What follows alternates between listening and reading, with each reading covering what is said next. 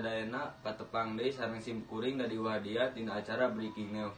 Dina 5 menit kapayun bade ngainformasikeun kenaikan harga minyak. Hargi minyak curah nu tadina 12.000 per kilona ayeuna janten 21.000 per kilona. Para tukang dagang jeung warga ngeluh karena kaayaan minyak goreng naek jeung ngaraos kaabotan. Harapanana nyaeta hoyong enggal hargi minyak turun.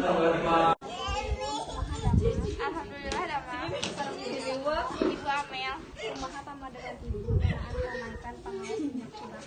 Haros kaabotan tinggi teh kepergian sadidinten.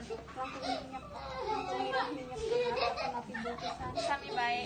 Hatur nuhun ibu kanggo Informasi salengkapna tos terhubung ka reporter Ilham Aditya nyaeta anu atos di payunan warung.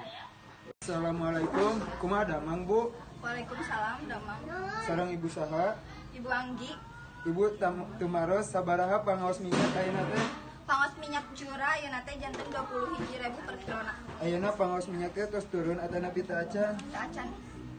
Langkung merah pangaos minyak curah atau kemasan? Kemasan lebih awis. Kumaha respon para pembeli anu ngagaleuh minyak curah anu parantos naik? Da bade kumaha deui nya teu tiasa nanaon da atos ti dituna sakitu. Oh, atur nuhun Bu.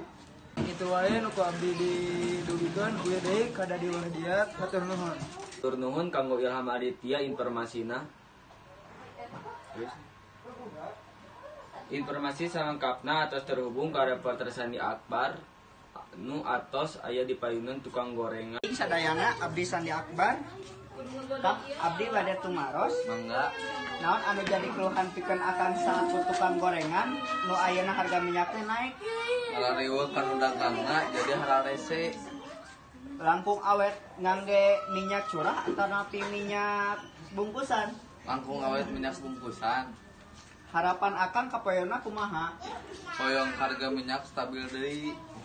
Sakitu wae anu ku abdi didugikeun uih deui ka Dadi Wahdiat anu aya di studio. Tur nuhun ka Sandi Akbar informasina. Sakitu wae anu kapihatur wilujeng patepang sareng sim kuring Dadi Wahdiat. Wassalamualaikum warahmatullahi wabarakatuh.